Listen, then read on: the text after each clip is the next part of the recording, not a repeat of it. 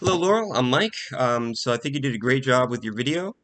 I also found that sexual misconduct was one of the most popular violations in my state board's discipline as well. While sexual intimacies and dual relationships were the second and third most common violation, I think it's probably a very common occurrence across the United States in general.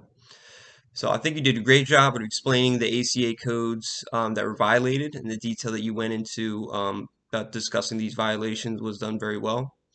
The case that you analyzed was interesting to me because the counseling session happened over a Facebook chat. With telemental health and distance counseling becoming a thing of the future, I just didn't think I would find a Facebook chat violation. Now, in the book Introduction to Counseling: Integration of Faith, Professional Identity, and Clinical Practice by Simmons, Lilly, and Kunle, counselors have argued that engaging in a dual relationship with a client can do more good than harm to the client.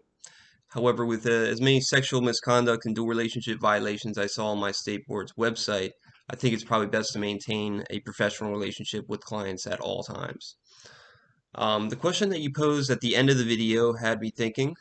So the question was, what would you do to implement impairment with the Virginia State Board? So I think what would need to be done first is to set up a criteria to describe what it looks like for a counselor to be impaired, so that we can better recognize it. Then maybe set up a probationary period for counselors who are impaired.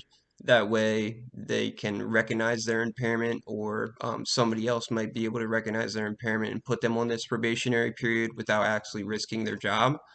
I think that would probably be the best way to implement it.